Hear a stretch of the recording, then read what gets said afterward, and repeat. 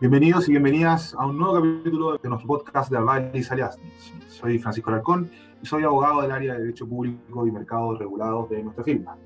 Hoy estamos con uno de nuestros asociados, colega y amigo mío, Gonzalo Bravo, abogado de la Pontificia Universidad Católica de Chile, diplomado en Derecho Administrativo General y actualmente cursando el magíster en Derecho Regulatorio de la misma casa de estudios.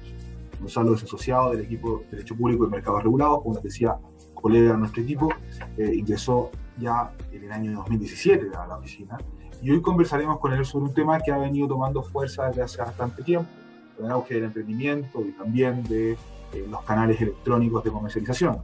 Y básicamente consiste en el comercio electrónico y la reciente publicación que se ha hecho del reglamento de comercio electrónico, valga la redundancia. Gonzalo, ¿cómo estás? Muy bien, ¿y tú, Francisco? Todo bien por acá, esperando escucharte, ¿no? Cuéntanos un poquito en términos generales de qué trata el reglamento de comercio electrónico y cuál es la importancia del mismo. A ver, antes que todo me gustaría destacar la relevancia de este asunto. Por regla general estamos acostumbrados a asistir a seminarios, a participar de cursos en que de hecho el consumo se aborda desde una perspectiva del consumidor. Es decir, estudiamos el derecho al consumo desde derechos y obligaciones que tienen los consumidores, pero poco se dice respecto, por ejemplo, al margen de profesionalidad que deben tener las empresas en su relación contractual con el consumidor. Poco se dice, por ejemplo, de las maneras en que se deben cumplir las obligaciones legales que tienen las empresas en virtud de la ley 19.496 y ahora también sobre este reglamento de comercio electrónico. Y poco se dice respecto a las graves contingencias a las que podrían verse expuestas las empresas al comercializar productos o ofrecer servicios a los consumidores de una manera deficiente, por así decirlo. Desde el derecho al consumo en Chile tenemos dos tipos de empresas. Aquellas que derechamente la protección del consumidor no es de prioridad, por así decirlo, y frente a una denuncia infraccional o al inicio de un procedimiento administrativo por parte del CERNAC, tienden a reaccionar rápidamente y no siempre de la mejor manera. Es una empresa, por así decirlo, reactiva. Y por otro lado está la empresa que desarrolla su giro comercial, pero con pleno apego a las normas y principios que rigen el derecho al consumo para la protección de los consumidores. Es una empresa que, por así decirlo, ya no es reactiva, sino que por el contrario es una empresa que tiene una cultura de cumplimiento de la normativa y que frente a una denuncia o al inicio de un procedimiento por parte del CERNAC no va a haber entorpecido, por así decirlo, el desarrollo de su actividad comercial, en cuanto a la contingencia debiese ser algo menor en comparación con una empresa que no está acostumbrada a cumplir.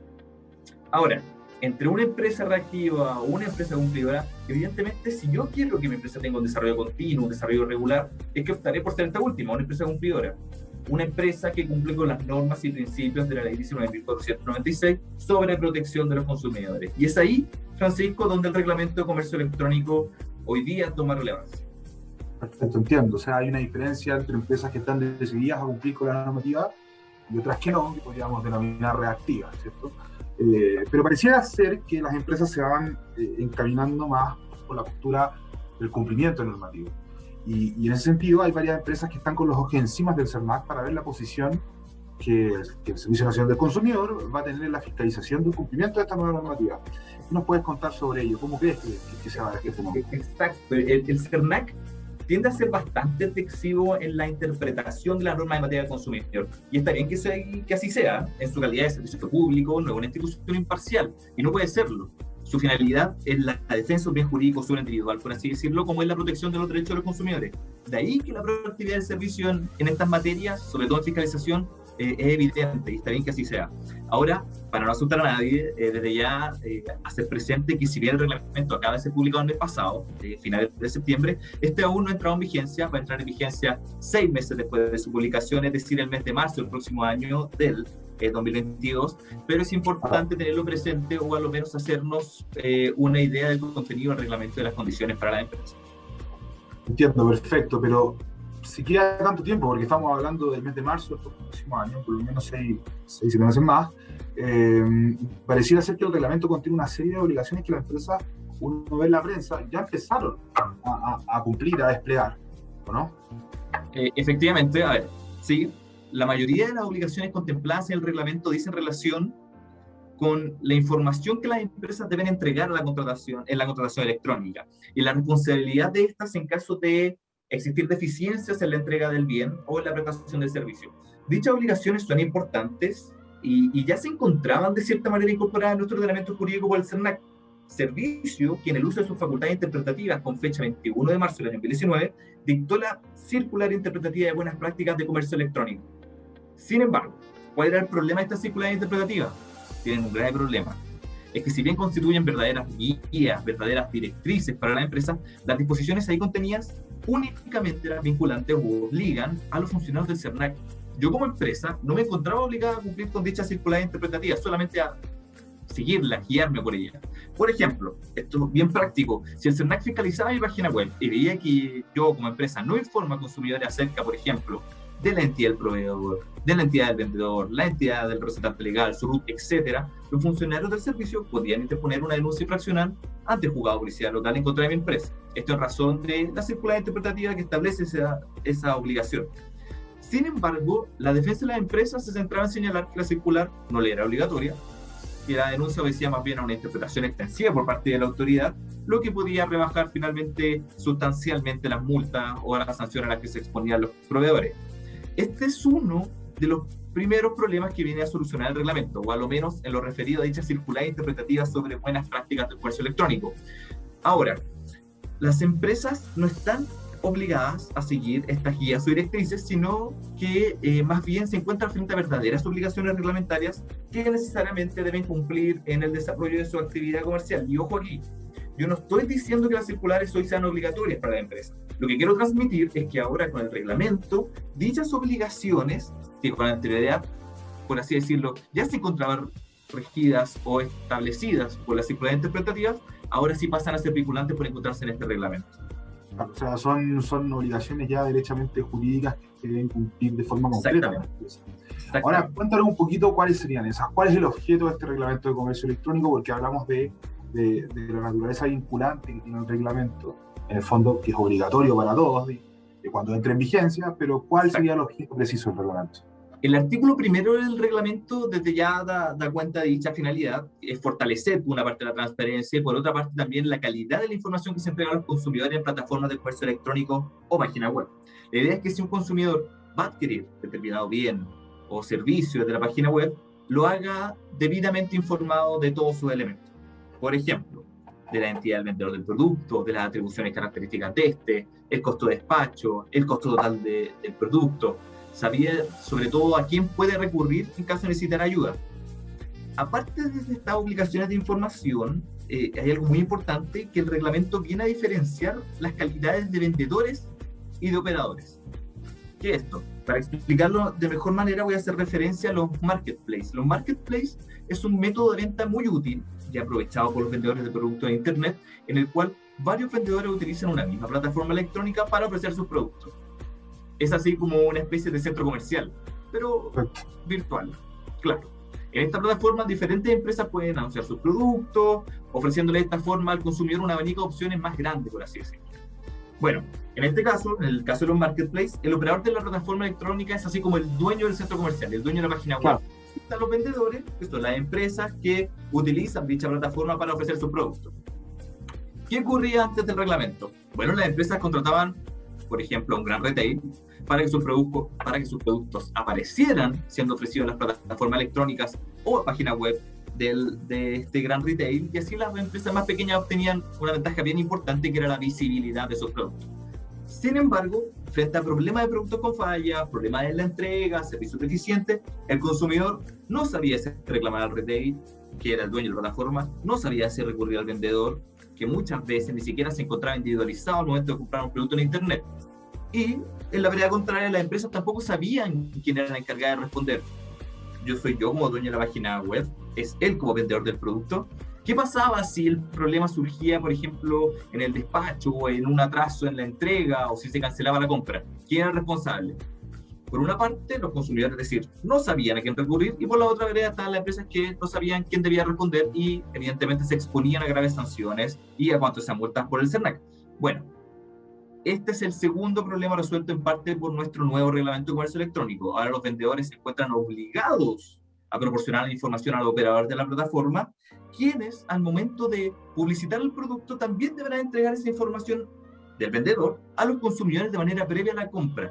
El vendedor, de esta forma, deberá entregarle al operador la identificación total de la empresa, su domicilio, por ejemplo, el correo electrónico, el número telefónico, señalar el medio del contacto por el cual el vendedor se comunicará con el consumidor, la identificación del representante legal, punto muy importante. Actualmente el Servicio Nacional del Consumidor está persiguiendo a muchas empresas que no tienen una correcta identificación del representante legal, RUT, domicilio ni canal de atención. Con el reglamento, toda esa información al consumidor la va a tener al momento de comprar, o la va a tener que tener porque si no la empresa va a estar en un incumplimiento.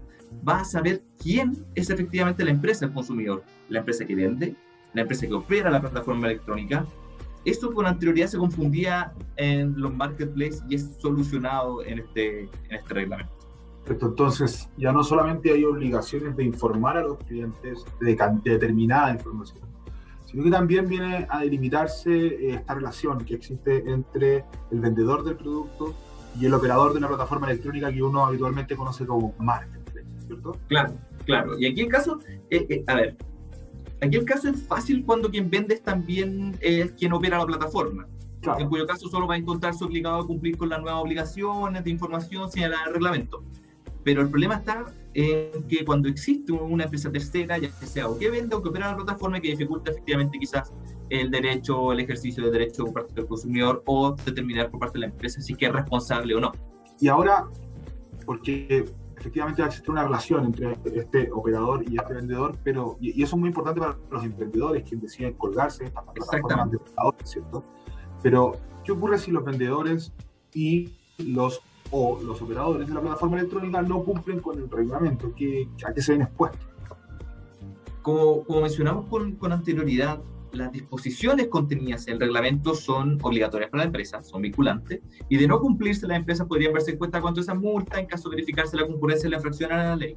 Más aún ahora que está a puertas de publicarse la nueva ley pro consumidor, la que efectivamente contiene normas referidas al comercio electrónico, como por ejemplo el derecho a retracto obligatorio. Ahora, ¿cómo opera esto en la práctica? Esto es un muy buen consejo a las empresas que nos están escuchando. El CERNAC cuenta con importantes facultades fiscalizadoras, ¿ya? Por lo que constantemente se encuentra realizando fiscalizaciones a plataformas electrónicas, se encuentra revisando las plataformas electrónicas de las empresas. Es una fiscalización que realizan de manera continua, es una fiscalización que realizan de manera aleatoria, pero que evidentemente focalizan en determinadas industrias, como por ejemplo puede ser retail, supermercados, transportes de aerolíneas, turismo y por supuesto el clásico cyber. Cuando el CERNAC fiscaliza una página web, por regla general le comunica a la empresa el mismo día de dicha fiscalización. Es decir, la empresa, por así decirlo, inicia su día con un correo electrónico de la autoridad señalándose que se realizará una fiscalización a su página web o plataforma electrónica. De esta forma, nosotros ya advertimos que el poder de reacción de la empresa es mínimo. Recordemos cómo partimos nuestro podcast realizando la diferencia entre una empresa reactiva y una empresa cumplidora. En este caso, la empresa cumplidora se encuentra tranquila en cuanto a cualquier tipo de información, cualquier tipo de requerimiento, observación, debe ser de menor tamaño, de menor importancia o fácilmente subsanable. Finalizada la fiscalización de la página web, el CERNAC tiene dos posibilidades. Primero, sostiene que la empresa está en pleno cumplimiento de la normativa, lo que evidentemente constituye la excepción, o realiza observaciones a eventuales deficiencias en la página web, por lo que pide subsanarlas o requiere de información a la empresa. Nuevamente, la empresa reactiva no tendrá antecedentes suficientes, o si los tiene, no será 100% satisfactorio, mientras que la empresa cumplidora tiene nuevamente una salida, la segunda salida, y puede cumplir fácilmente lo solicitado por el CERNAC. Ahora viene lo importante. Si la empresa no acompaña documentos o lo hace y el CERNAC estima que existen infracciones al reglamento de comercio electrónico o a la ley 19.496, iniciará un procedimiento administrativo para recabar mayor información o derechamente interpondrá una denuncia infraccional ante los tribunales. Claro, entiendo. Ahora, probablemente en el caso de haber observaciones y ser subsanadas por parte de la empresa, eso no va a necesariamente terminar en una sanción. En ese sentido, las empresas cumplidoras están en un mejor pie, como tú decís. Ahora, ¿cuáles son las sanciones concretas entonces a las que se exponen quienes incumplan? O sea, quienes sorprendan este proceso de fiscalización del CERNAC con algún tipo de infracción.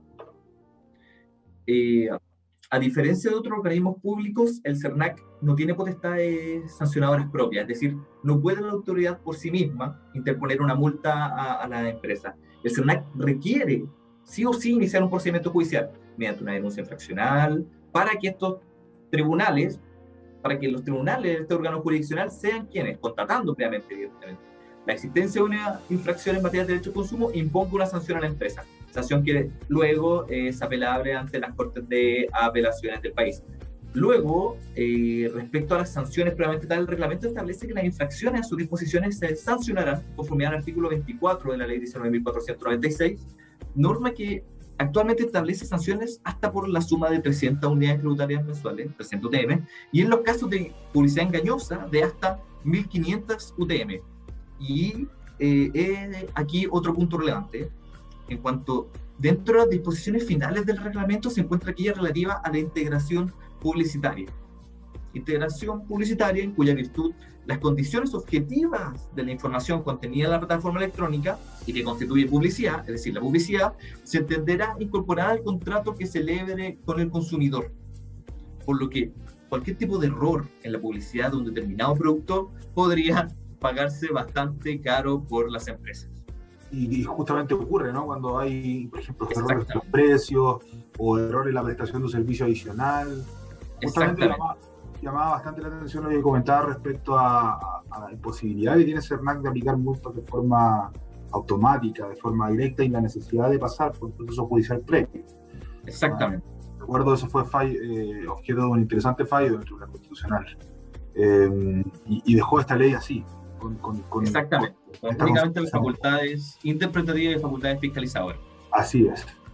Muy interesante, Gonzalo, entonces. Podríamos pasar toda la tarde conversando de temas relativos a comercio electrónico, que hoy día es la forma primordial en que se transan los bienes en nuestro mercado después del advenimiento de la pandemia, ¿cierto? Exactamente. Te queremos agradecer por acompañarnos hoy en esta conversación. Vamos a estar muy atentos a lo que va a ocurrir con este reglamento, a cuándo va a entrar en vigencia ya específicamente, cómo va a ir interpretando el CERNAC y cómo va a ir ejerciendo su fiscalización en las distintas empresas a propósito de la entrada en vigencia de este reglamento.